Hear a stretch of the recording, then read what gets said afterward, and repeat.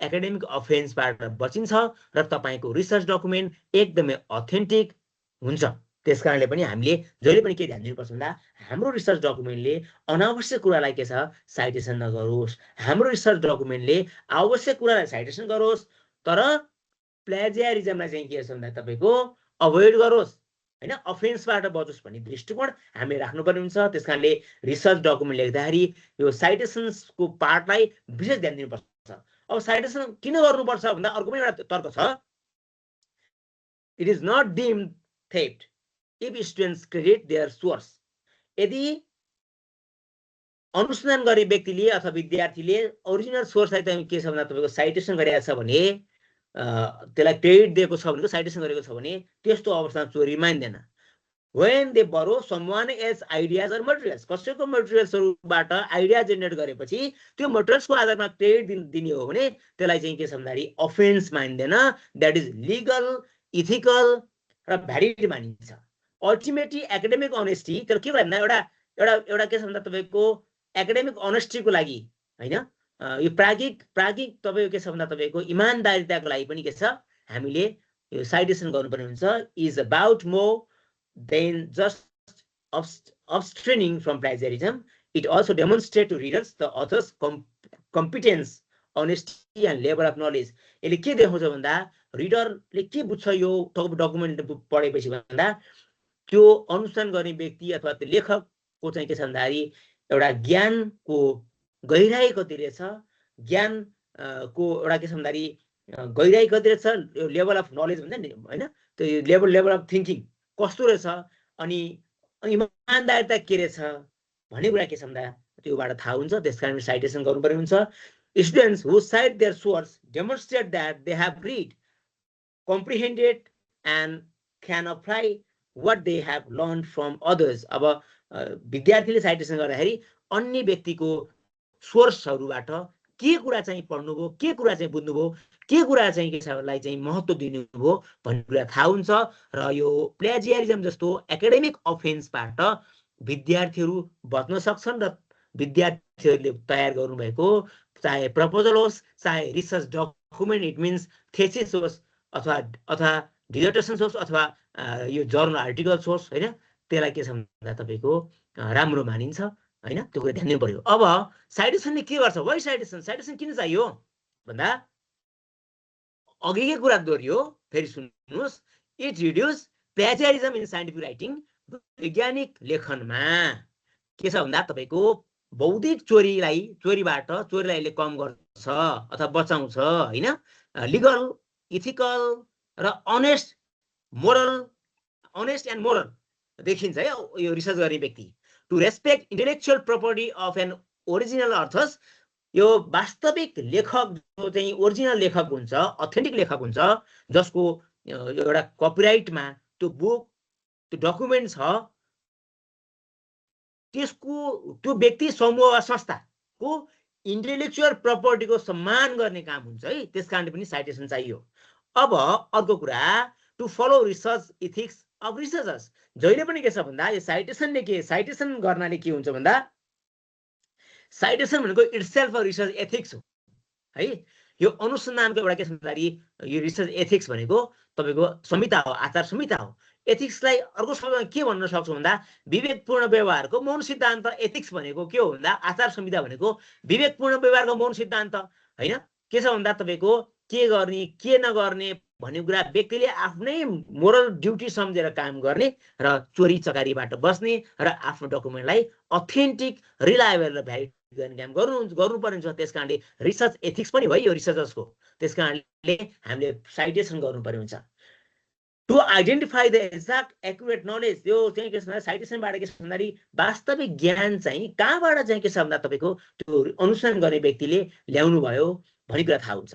To identify the actual source of documents, त्यो व्यक्तिले यो के छ कन्स्ट्रक्ट गरेको पर्सेप्सनको ओरिजिनल सोर्स कहाँ हो त भन्ने कुरा थाहा हुन्छ है। To make the writing authentic and scientific, यसले के गर्छ भन्दा यो एकाडेमिक राइटिङलाई अथेन्टिक बनाउँछ र साइन्टिफिक बनाउँछ। अथेन्टिक र साइन्टिफिक भएपछि लिगल हुन्छ, मोरल हुन्छ है। त्यसकारण यो कुरा साइटेसन हामीले गर्नुपर्छ भन्ने कुरालाई एकदमै हामीले ध्यान दिनुपर्ने हुन्छ। साइटेसन भनेको मोस्ट एसेन्सियल पार्ट हो।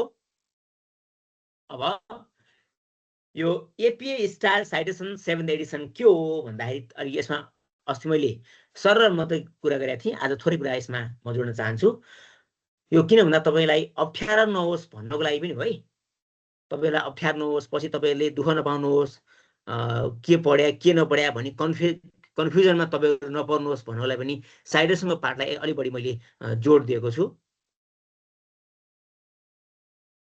अब APA means American psychological association. APA को full form American psychological association भनेको एउटा संस्था छ है, जसलाई छोटकरीमा एपिए भनिन्छ।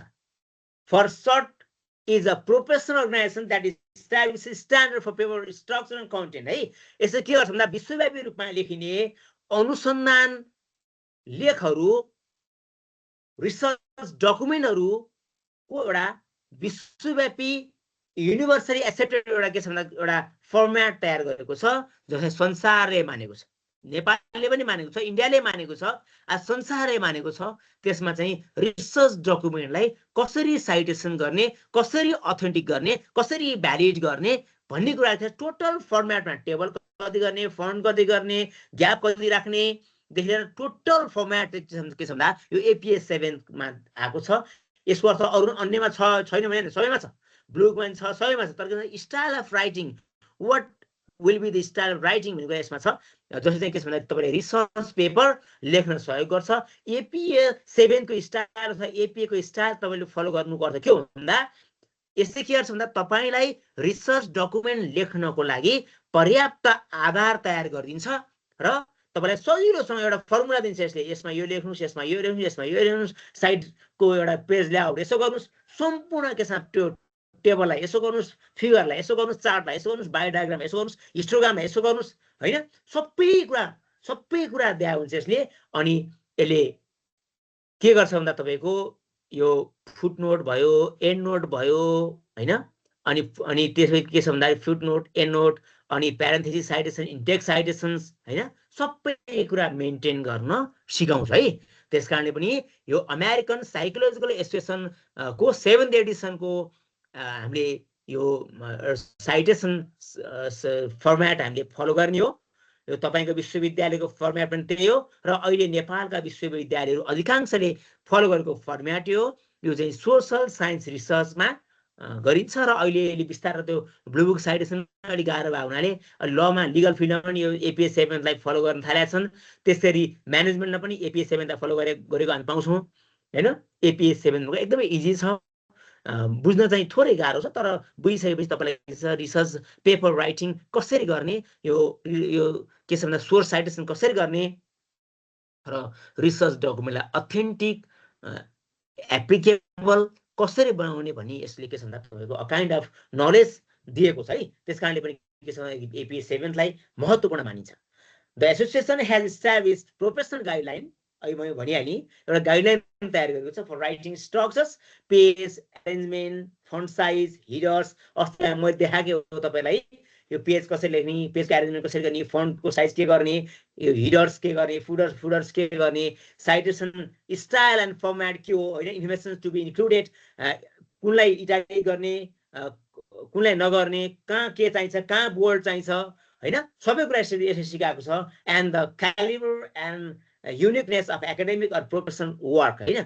यो के छ भन्दाखेरि तपाईँको विशेष गरी प्राज्ञिक र व्यावसायिक कार्यमा चाहिँ के छ भन्दा एपिए 7ले महत्त्वपूर्ण रोल प्ले गरेको छ।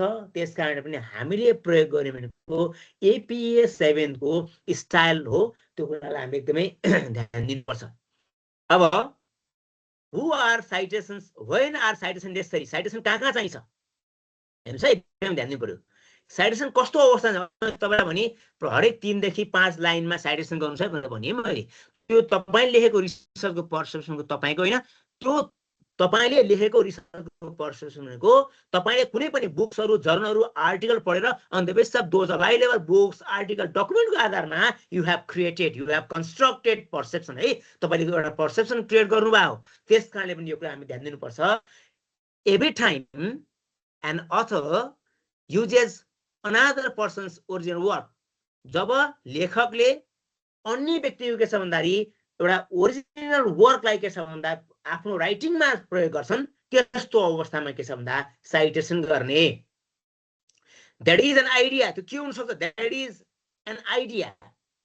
हेर्नुहोस् है, विचार हुन सक्छ, फ्याक्ट तथ्य हुन सक्छ, स्ट्याटिस्टिक तथ्याङ्क हुन सक्छ, पिक्चर्स फोटो हुन सक्छ, ड्रइङ हुन सक्छ है, डेटा हुन सक्छ, अनि थिङ्किङ सोचाइ हुन सक्छ, रिसर्च डिस्कभरी हुन सक्छ है। रिसर्च डिस्कभरी मिन्स के हो? रिसर्चको फाइन्डिङ्स हुन सक्छ, एब्स्ट्र्याक्ट हुन सक्छ, त्यहाँदेखि त्यसको अन्य पार्ट्सहरू हुन सक्छ। It means what? It means के हो भन्दा रिकमेन्डेसनमा चाहिँ for the areas of academic writings भनेर कसै रेकमेन्ड गरेको छ भने यदि तपाईँको टपिकसँग त्यो मिल्यो भने तपाईँले प्रब्लमको रूपमा, रिसर्च ग्यापको रूपमा त्यसलाई साइटेसन गर्न सक्नुहुन्छ है। त्यस कारणले पनि के छ भन्दाखेरि जहाँ जहाँ तपाईँले अन्य व्यक्तिको ओरिजिनल वर्कलाई प्रयोग गर्नुहुन्छ त्यो ठाउँमा तपाईँले के गर्नु पर्यो भन्दा साइटेसन गर्नु पर्यो। They have responsibilities to disclose such uses to their readers. आफ्ना पाठकहरूलाई देखाउनलाई पनि के गर्नु पर्यो भन्दा यो तपाईले यो पढ्ने मेरो यो रिसर्च आर्टिकल छ, बुक्स जे छ, वाटेभर हैन, वेरेभर र व्हेनेभर हैन, जे छ यो चाहिँ के छ भन्दा कुनै यो व्यक्तिको ओरिजिनल बुक्सबाट ल्याएको है भनेर तपाईले एउटा क्रेडिट दिने काम गर्नुहुन्छ है, रेस्पेक्ट दिने काम गर्नुहुन्छ है, अक्नोलेज गर्ने काम गर्नुहुन्छ। त्यस्तै तपाईको रिसर्च डकुमेन्टलाई राम्रो बनाउँछ, एक्युरेट बनाउँछ, फ्याक्चुअल बनाउँछ, नलेजेबल बनाउँछ है, इन्साइटेड गर्छ हैन। यो सबै कुरा हामीले ध्यान दिनुपर्ने छ। अर्को शब्दमा साइटेसन कहाँ चाहिन्छ हेर्नुहोस् है। त लर्नर्स भनेको सिक्ने व्यक्ति। It means what? It means the student अथवा तपाईको अथर्स अथवा रिसर्चर्स होइन, जे भने पनि अध्ययन गर्ने व्यक्ति, विद्यार्थी अथवा अनुसन्धान गर्ने व्यक्ति भने पनि the learners must provide credit to the original source of the informations regardless of whether they quote the text verbatim or paraphrase। यसमा के छ भन्दा तपाईले 2-3 लाइनमा चाहिँ के छ भन्दा कुनै पनि व्यक्तिको अथेन्टिक स्लोगन्सहरू अथवा के छ भन्दा भनाइहरू तपाईलाई आवश्यक पर्यो भने उहाँको वर्ड्सहरू पनि के तपाईले जस्ताको तस्तै के छ तपाईको डकुमेन्टमा लिन सक्नुहुन्छ। 2 लाइन 3 लाइन त्यो भन्दा बढी पाइएन हैन।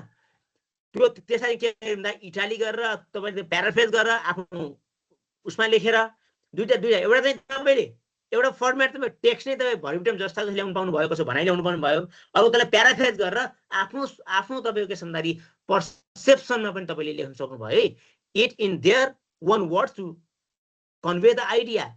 जसको आधारमा तपाईले त्यो अनुसन्धान गर्ने व्यक्ति, त्यो लेखकको के छ भन्दा ओरिजिनल पर्सेप्सन के हो भनेर तपाईले आफ्नो रिसर्च डकुमेन्ट मार्फत फ्लो गर्नुहुन्छ है। आइडिया तपाईँ फ्लो गर्नुहुन्छ, कन्भे गर्नुहुन्छ हैन। कसरी त भन्दा टु द सोसाइटी भन्ने बुझ्नु है तपाईले। रिसर्च भनेको तपाईको लागि होइन, तपाईले गरेको रिसर्च तपाईले त गरे हो, तर तपाईको लागि तपाईँ रिसर्च गरे हैन। त्यो रिसर्च भनेको संसारको लागि गरे हो। रिसर्चले के छ संसारलाई ज्योति दिन्छ हैन, संसारको नेत्र हो रिसर्च भनेको। त्यसकारणले पनि के छ भन्दा यो कुरा हामीले एकदमै ध्यान दिनुपर्ने हुन्छ। व्हेन युजिङ कोड्स, जब कसैको तपाईँ भनाइहरू प्रयोग गर्नुहुन्छ भने quote marks and in text citation one must provide credit to the original source. कसैको तपाईँ भनाइ प्रयोग गर्नुहुन्छ भने at that time you have to cite है, तपाईले ओरिजिनल सोर्सहरू दिनु पर्यो and specify the exact placement of the informations. र त्यो इन्फर्मेसनलाई कहाँ तपाईँ राख्ने भन्ने कुरा पनि तपाईँसँग नलेज हुनु पर्यो। Any time paraphrase words or ideas, तपाईँले के छ भन्दाखेरि त्यो व्यक्तिको भनाइलाई पनि आफ्नो प्याराफ्रेज भनेको आफ्नो के छ भन्दा भनाइमा, आफ्नो पर्सेप्सनमा होइन, आफ्नो विचारमा ढाल्न सक्नुहुन्छ है त्यो कुरालाई। Words or ideas, concept, data or other content is used in a document, it must also be cited inside the text है। टेक्स्ट भित्र साइटेसन गर्नुपर्ने हुन्छ भन्ने किसिमको कुरा यसले दिएको छ। यो कुरा ध्यान दिनु होला। Reference list items that contains all the details required to locate the source must match both form of citation। तपाईले डकुमेन्टमा लेख्नु भएको इन्टेक्स्ट होस्, प्यारेन्थेसिस साइटेसन होस्, त्यो व्यक्तिको तपाईँ जसको तपाईँ साइटेसन गर्नुमा हुन्छ नि, त्यो साइटेसन गरेको चाहिँ जे साइटेसन गर्नुमा हुन्छ त्यसको रेफरेन्सिङ अनिवार्य रूपमा मेन्टेन गर्नुपर्ने हुन्छ। यदि रेफरेन्समा मेन्टेन गरे भएन भने के तपाईले त्यो साइटेसनको त्यो पार्टलाई फाल्दिन पर्यो कि भने के छ भन्दा रेफरेन्स मेन्टेन गर्नु पर्यो है। Students do not however need to credit source if they read anything and do not incorporate any of the ideas into their work or if the topic is well known। जब topic well known छ भने at the time के छ भन्दा तपाईँको universal ट्रुथहरू क्या सूर्य जहिले पनि के छ भन्दाखेरि पूर्वबाट उदाउँछ र पश्चिममा अस्ताउँछ होइन यो युनिभर्सल ट्रुथहरू त साइटेसन गर्नु पर्दैन बुझ्नुभयो नि तर अनावश्यक कुरा साइटेसन नगर्ने आवश्यक कुरा साइटेसन गर्ने है त्यो कुरालाई एकदम ध्यान दिनु पर्यो हामीले अब थोरै यो कुराहरू तपाईलाई मैले अस्ति पनि बताइसकेको छु यसमा म धेरै जाउँ जस्तो मन लागेन आज त्यही पनि केही कुरा भन्छु एकजना लेखकको बुक भयो भने हैन दुई टाइपले साइटेसन गर्ने जस्तो अकर्डिङ टु होली ब्रेड हैन अथवा यन डट डिडर भनेको मिति थाहा नभएको भने said SLC is known for always putting students first है यो प्यारा यतिमा भनेर लेख्ने हो है अब अर्को कुरा के छ भन्दाखेरि तपाईको SLC is known for always putting ideas first हेर्नुस् त पछाडिपट्टि तपाईले सेन्टेन्सको एन्डमा राख्नुहुन्छ भने कसरी लेख्ने यसमा दिएको छ प्यारा छ अथवा पेज छ है त्यो लेख्न सकिन्छ अथवा सेन्टेन्सको अगाडि तपाईले सुरु गर्नुहुन्छ भने पनि के छ एकजना मात्रै अथर्सले लेखेको छ भने यसरी गर्ने भने अब दुईजना लेखकले लेखेको छ भने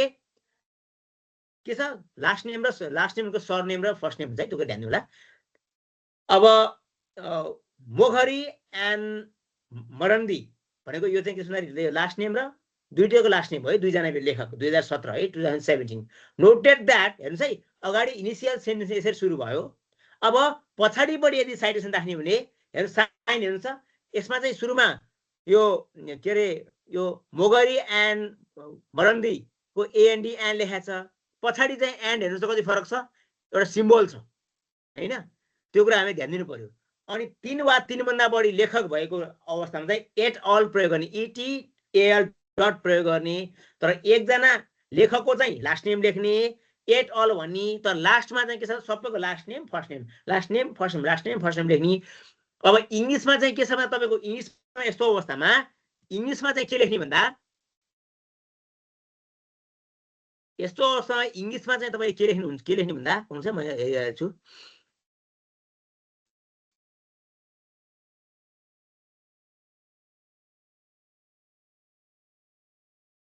जस्तो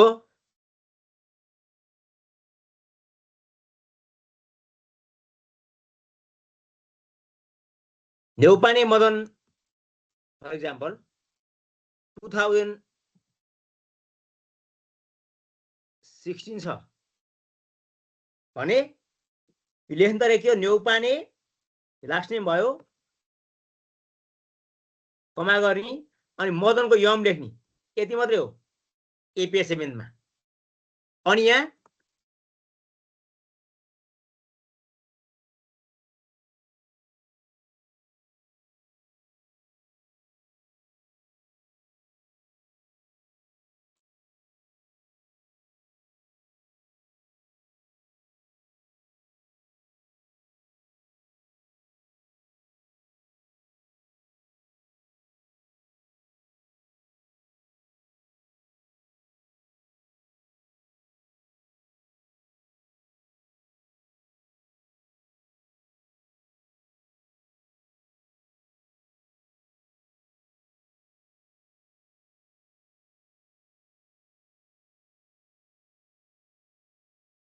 एकजना मात्रै लेखकको छ भने यदि गरेपछि के हो पुरा भयो फन्ट चाहिँ के हो यसमा टाइम्स न्यू रोमन भयो अनि फन्ट साइज 12 भयो रेफरेन्स चाहिँ यसरी लेख्ने एकजना छ भने अब दुईजना छ भने यस्तै चिन्ह प्रयोग हुन्छ ध्यान दिनुस् है दुईजना छ भने आचार्य सुमनको यस मात्रै यति लेख्ने दुईजना है अब इन्टेक्समा चाहिँ तपाईले कसरी लेख्नुहुन्छ दुईजनाको भन्दा इन्टेक्समा चाहिँ तपाई रेफरेन्सेसमा तपाईले यसरी मेन्टेन गर्नुहुन्छ इन्टेक्समा तपाईले डकुमेन्टमा के कसरी प्रयोग गर्नुहुन्छ यो यम हाल्नु तपाईले Neupane and Acharya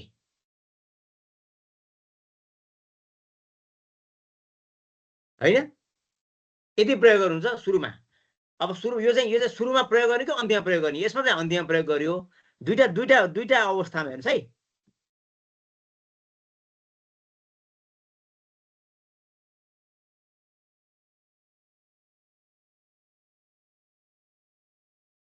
according to Neupane and आचार्य 2016 एउटा यो फर्मेट हो यस्तो अवस्थामा यो एन्ड होइन यस्तो अवस्थामा एएनडी है अब अर्को फर्मेटमा अब यसमा त कमा हुन्छ यसमा चाहिँ त्यसैले अन्य डकुमेन्ट तपाईले लेख्नुहुन्छ अब टेक्स्टको लास्टमा तपाईले यही साइटेसनबाट तपाईले यदि एन्ड गर्ने हो प्याराग्राफ भने अथवा सेन्टेन्स भने त्यो अवस्थामा तपाईले के गर्ने भन्दा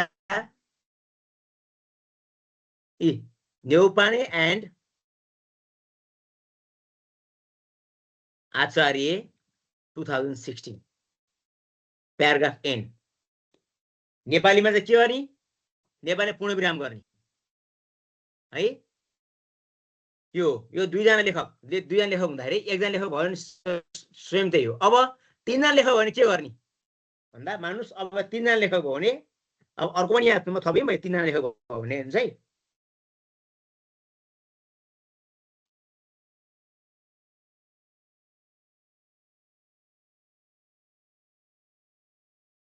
तीनजना लेखक भयो भने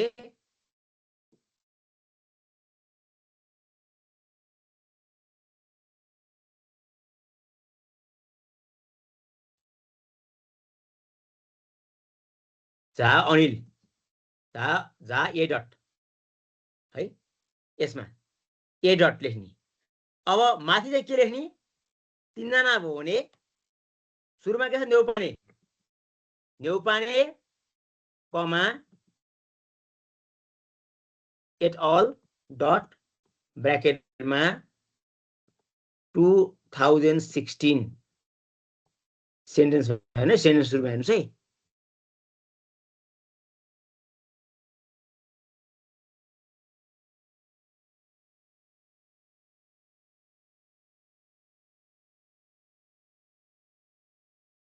perceptions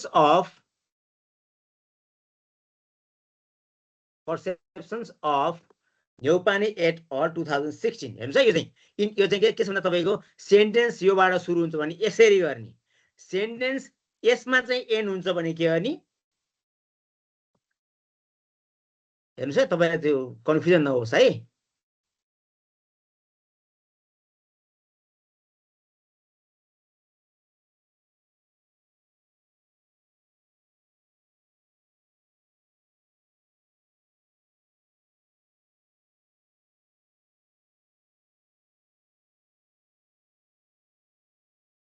कन्फ्युजन नहोस् है तपाईलाई यस्तो गर्ने हेर्नुस् त 3 भन्दा बढी 3 वा 3 भन्दा बढी भयो भने के अरे सबैको नाम चाहिँ यसमा लेख्ने सबैको नाम यसरी मेन्टेन गर्ने अब नेपालीमा चाहिँ फर्मेट छैन हाम्रो विश्वविद्यालयले बनाएको छैन हामी नेपालीमा चाहिँ के छ न्यौपाने मदन नै लेख्नु पर्यो न्यौपाने कमा मदन लेख्नु पर्यो अनि पूर्णविराम गर्नु पर्यो है अनि आचार्य कमा सुमन गर्नु पर्यो है अनि त्यहाँ झा कमा अनिल गर्नु पर्यो नेपालीमा अनिल लेख्नु पर्यो है नेपालीमा चाहिँ त्यही छ अनि यो पूर्णविराम यो 2016 पछि जुन फुल स्टप भाडामा पूर्णविराम लेख्नु पर्यो है नेपालीमा त्यो छ इंग्लिशमा चाहिँ के छ भन्दाखेरि यो नामको के छ भन्दा तपाईको फर्स्ट नेमलाई के तपाईको के छ भन्दाखेरि जहिले पनि अघिल्लो लेटर लेख्ने र डट लेखिदिने फुल स्टप लेखिदिने हैन डट लेखिदिने अनि त्यहाँ के छ भन्दाखेरि तपाईको लास्ट नेम चाहिँ अगाडि लेखिदिने भने यो एउटा फर्मेट हो यो साइटेसनरी फर्मेट हामी एकदमै ध्यान दिनुपर्छ यस्तो फर्मेटहरु कसरी गर्ने के गर्ने भन्ने कुराहरुमा हामी एकदमै ध्यान दिनुपर्छ हामी यो कन्फ्युजन हुनु हुँदैन कहाँ के गर्ने भन्ने कुरामा कन्फ्युजन हुनु हुँदैन है कस्तोमा एन्ड गर्ने कस्तोमा नगर्ने भन्ने किसिमको कुराहरु हामी हेर्नुपर्छ यसमा के गरे म हेरिहाल्न पनि यहाँ गल्ती गरे जस्तो हामीलाई सेक्सन एकैछिन है ठीक छ है त्यो टाइपले तपाई गर्नु पर्यो अब 2 जना 3 जना अर्थस भयो भने के गर्ने भनेर तपाईलाई मैले भनिहाले है त्यो कुरा त बुझ्नु भयो है अब यो ब्लु बुक साइटेसन कुरा भयो त्यसकारण साइटेसनलाई एकदमै हामीले ध्यान दिनुपर्छ र साइटेसनले के गर्छ भन्दा यो तपाईको डकुमेन्टलाई एकदमै राम्रो बनाउँछ, अथेन्टिक बनाउँछ, भ्यालिड बनाउँछ हैन। त्यसकारणले यो साइटेसन भनेको एकदमै यो सबैतिर प्रयोग हुने कुरा हो। हामीले एकदम ध्यान दिनुपर्छ साइटेसनलाई, र साइटेसन तपाईको रिसर्चको वर्कलाई एकदमै महत्त्वपूर्ण बनाउँछ हैन। त्यसैले यो कुरा तपाईलाई थाहा भइसकेपछि अब केही कुराहरू म थोरै गर्न चाहन्छु। यो कुरा तपाईलाई थाहा भएपछि अब थोरै अगाडि बढौँ।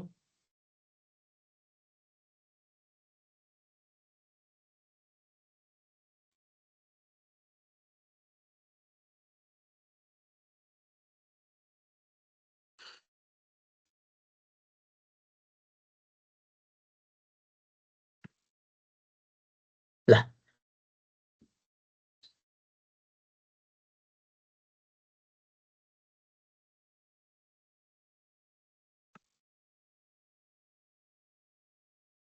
अब रिपोर्ट राइटिङ कसरी गर्ने, प्रपोजल राइटिङ कुरा मैले हिजो गरेँ तपाईलाई, आज साइटेसन कुरामा अझ कन्फ्युजन होला भनेर मैले केही कुरा गरेँ।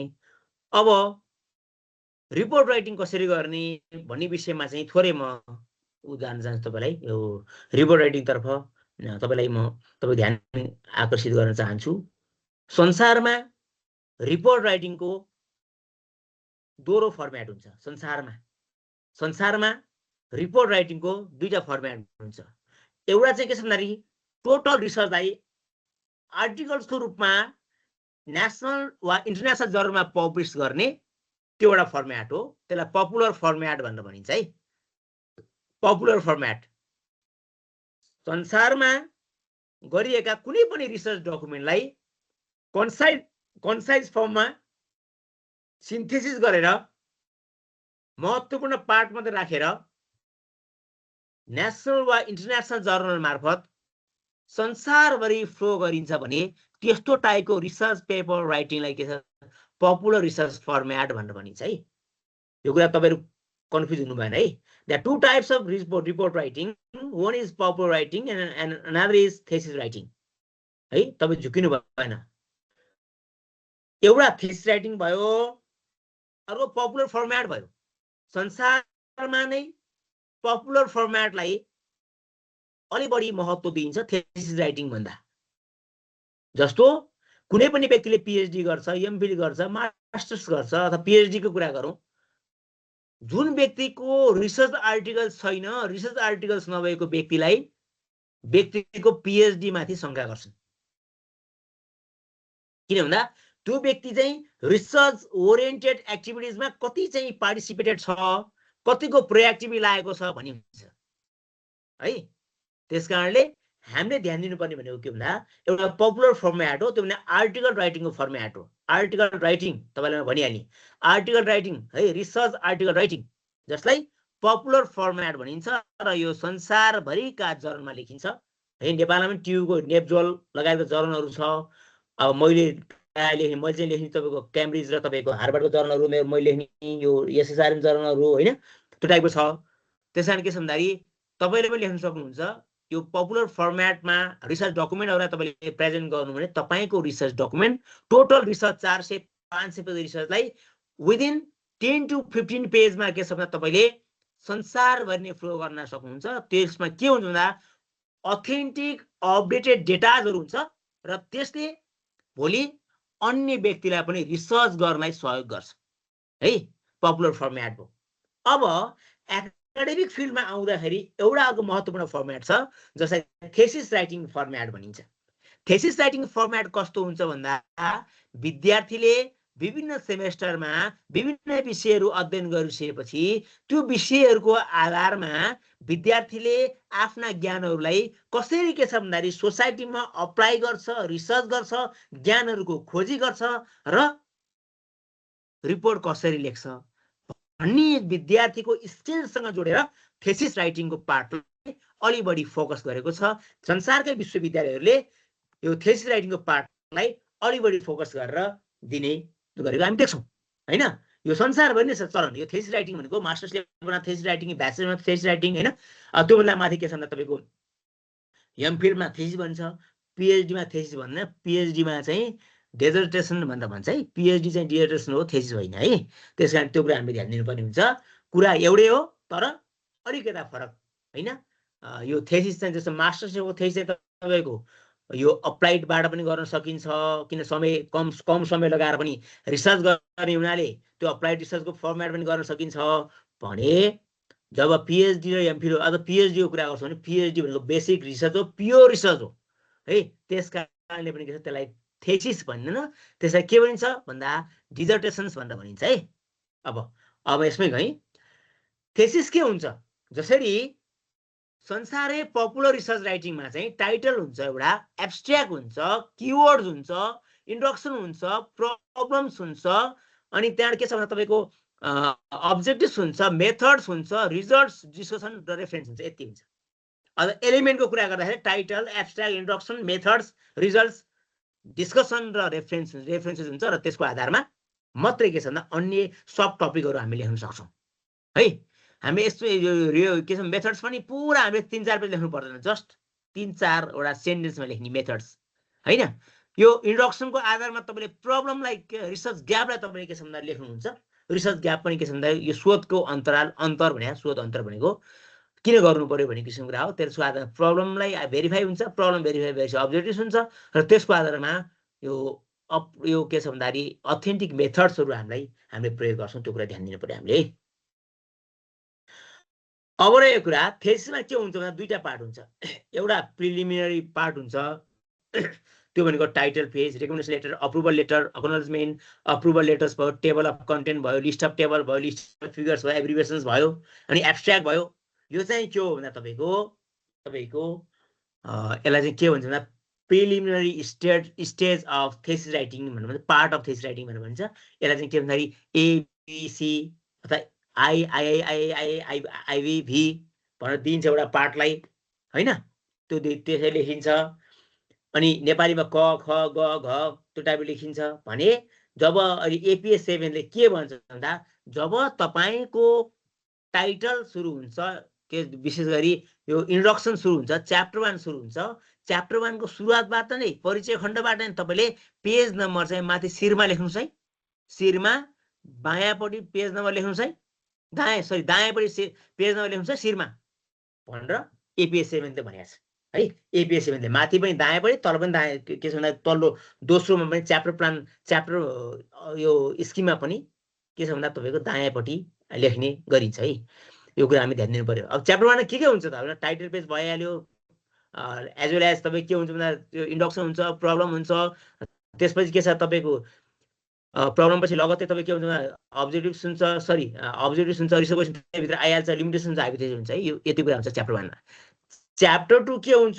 रिभ्यू अफ लिटरेचर हुन्छ। अस्ति हामीले थोरै कुराहरू चर्चा गरिसकेका छौँ र जस्ट तपाईँलाई अलिकति यो एउटा ग्राफमा मात्रै तपाईँ देखाउनु खोजेँ, मैले ग्राफमा देखाउनु खोजेँ है। च्याप्टर 2 च्याप्टर 3 भनेको रिसर्च मेथोडोलोजी, तपाईँले कुन रिसर्च मेथड्स प्रयोग गर्नुभयो, रिसर्च मेथड्स के हो, कुन रिसर्च मेथड प्रयोग गर्नुभयो, अनि स्याम्पलिङ के हो, तपाईँको स्याम्पलिङ स्ट्राटेजी के हो, कुन एउटा सफ्टवेयर प्रयोग गर्नुभयो तपाईँले त्यो डेटाहरूलाई जेनेरेट गर्नको लागि भन्ने किसिमको कुरा चाहिँ के छ भन्दा तपाईँको यसमा दिइन्छ है। त्यसपछि के छ भन्दा तपाईँ च्याप्टर 4 भनेको डेटा कलेक्सन एन्ड एनालाइसिस भनेको डेटा कलेक्सन पार्ट भनेको data presentation, interpretation and analysis part हो है, यो च्याप्टर 4 भनेको है। अनि च्याप्टर 5 भनेको conclusion and recommendation, finding, conclusion and recommendation है। Finding, conclusion and recommendation part हो। र त्यसपछि के छ भन्दा तपाईँको रेफरेन्स भनेको जुन तपाईँको च्याप्टर 1 देखि तपाईँ प्रयोग गर्नु भएको छ अथेन्टिक सोर्स, अघि तपाईँले त्यत्रो साइटेसनबाट मैले देखाएँ, धेरै कुरा देखाएँ भने पनि है, रेफरेन्सको पार्टलाई तपाईँ मेन्टेन गर्ने। अब एपेन्डिक्स के हो भन्दा कतिपय डकुमेन्टहरू तपाईँले साइटेसन गर्दाखेरि त्यो डकुमेन्ट एनफ छैन, त्यो जस्टिफाई हुँदैन, तपाईँ रिसर्चको प्रोजेक्ट जस्टिफाई हुँदैन। त्यस्तो अवस्थामा तपाईँले एडिसनल प्रुफको लागि डकुमेन्टहरू पछाडिपट्टि राखिदिनुहुन्छ, त्यसलाई भन्छ एपेन्डिक्स भनिन्छ, एनेक्सेस भनिन्छ है। त्यस कारण यो कुराले हामीले एकदमै ध्यान दिनुपर्ने हुन्छ, कस्तो डकुमेन्ट लिने, के लिने भन्ने विषयमा चाहिँ हामी एकदमै क्लियर हुनुपर्छ। हामी यसमा कन्फ्युजन हुनु हुँदैन र रिसर्च पेपर के छ भन्दाखेरि अथेन्टिक बनाउनलाई पनि हाम्रो रिसर्चका डकुमेन्टहरूलाई एकदमै प्र्याक्टिकली हामीले प्रयोग गर्नुपर्छ भन्ने हो। आजको क्लासलाई यतिमै मैले टुङ्गाएँ र तपाईहरुलाई केही छ कुनै कन्फ्युजन छ भने प्लिज सोध्नु होला केही छ भने आजको क्लासको बारेमा केही छ केही कमेन्ट छ भने भूपेन्द्र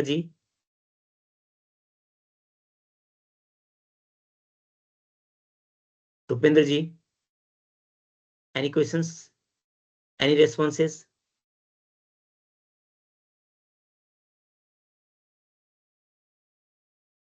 केही छ केही छ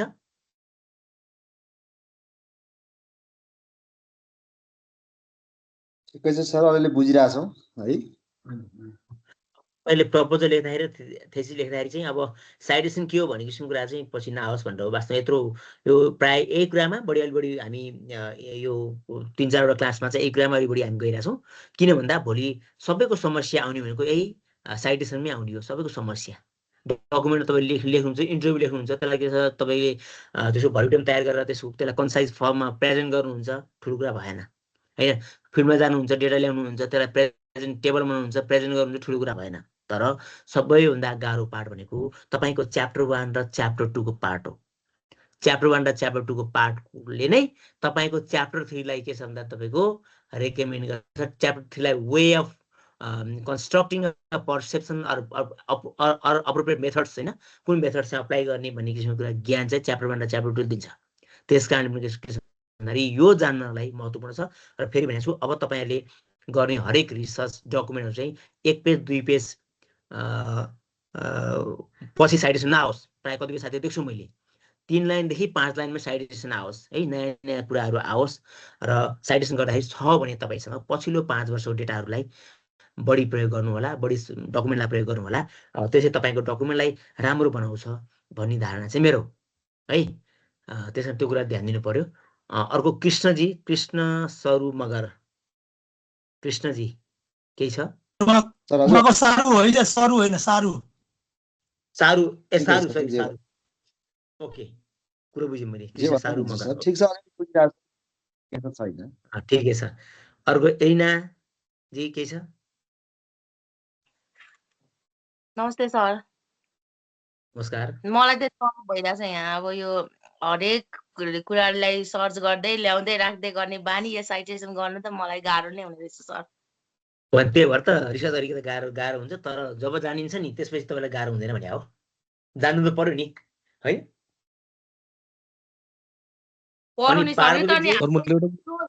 इन्ट्रोडक्सन जुनै कुरामा पनि हामीले रिसर्च गरेर जुन ल्याउँछौँ त्यसलाई चाहिँ हामीले रिफरेन्समा मात्रै हैन माथि पनि लेख्नु पर्छ कि त्यो चाहिँ मलाई कन्फ्युज भइरहेछ सर रेफरेन्समा मात्रै माथि इन्डेक्स भने त बीचमा लेख्नु पर्दैन कहाँबाट ल्या भनेर लेख्नु पर्यो नि त बीचमा रेफरेन्समा त मेन्सन गर्नु परिहाल्छ मेन चाहिँ के छ तपाईकोले लेख्ने डकुमेन्टमा लेख्नु पर्यो डकुमेन्ट भित्र लेख्नु पर्यो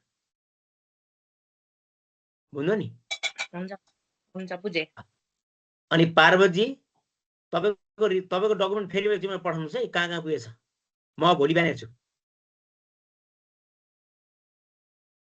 सर अब हजुरलाई म भेट्न आउँछु ल हुन्छ ल हुन्छ भोलि डकुमेन्ट सहित त्यो आउनुस् तपाई है भोलि आउनुस् भोलि नै आउनुस् ल है व्यस्त भयो कि पछि एकमा अति व्यस्त भएर नै एकदमै सरी फर द्याट हुन त अस्ति मैले 10-12 जनाको हेरी मैले सबै तपाईको भेटिने के फेरि तपाईको हेरेको थिएँ त्यो तलको कहाँ हजुर अनि सुन्नु न कति बजे आउने त भोलि आउनुस् तपाई 9:45 साफाल्चामा आउनुस् हुन्छ है ल ल्यापटप सहित आउनुस् ल्यापटप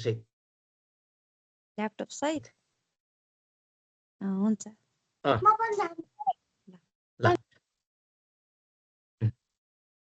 यो मोमो खाने मान्छे ल्याउनु पर्दैन मोमो खान्छ मान्छेले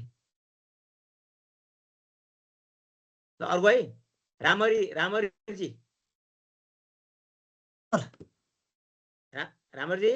हजुर सर केही छ केही ठिकै छ बुझिरहेको छ सर अलिअलि ल है अब मजाले लेख्नु छ डकुमेन्टहरु एकदमै ताराजीलाई सोध्नै पर्न अब 2-3 दिनपछि थेसी लिएर आउँछु भन्नुभएको छ होइन त ताराजी हजुर हो जी सर नमस्कार सर अनि नमस्कार सर मलाई एउटा प्रब्लम के भइरहेछ भने त्यो साइटेसन लेख्दाखेरि अनि